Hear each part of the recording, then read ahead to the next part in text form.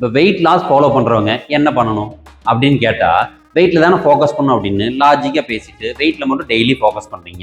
Daily வந்து wait குறைஞ்சிட்டே வருது. ஒரு நாள் 2 நாள் தப்பி தவறி வெயிட் குறையல அப்படின்னா அதை நினச்சி ஃபீல் பண்ணி ஸ்ட்ரெஸ் ஆகி அடுத்த வெயிட் குறையிடாமல் பார்த்துக்கிறீங்க. ஓகே, இப்போ நீங்கள் வெயிட் லாஸ் ஸ்டார்ட் பண்ணுறப்ப என்ன சொல்லி ஸ்டார்ட் பண்ணீங்க? யோசிச்சு பாருங்க. நான் வெயிட்டை குறைச்சா வெயிட் கூடவே கூடாது, நான் வெயிட்டு குறைச்சா சிக்கனு சிறுத்து குட்டி மாதிரி இருக்கணும், நான் வெயிட்டு குறைச்சா பிடிச்ச ட்ரெஸ் எல்லாம் போட்டிருக்கணும், வெயிட்டு குறைச்சா என் தோல் எங்கேயும் தொங்கக்கூடாது, சுருங்கக்கூடாது, தோல் வந்து பல இருக்கணும், நான் வந்து பிடிச்ச ஃபுட்டை சாப்பிட்டு வெயிட்டை மெயின்டைன் பண்ணணும், இந்த மாதிரிலாம் சொல்லிட்டு ஸ்டார்ட் பண்ணீங்க. இப்போ நீங்கள் சொன்ன கண்டிஷன்லாம் நீங்கள் கரெக்டாக ஃபாலோ பண்ணணும் அப்படின்னா நடக்கணும் அப்படின்னா நாங்கள் சொல்கிற மாதிரி கரெக்டாக ஃபாலோ பண்ணுங்க அப்படின்னு சொல்லி ஸ்டார்ட் பண்ணோம். ஓகே சொல்லி ஸ்டார்ட் பண்ணியாச்சு. இப்போ இதுக்கெல்லாம் என்ன நடக்கணும்?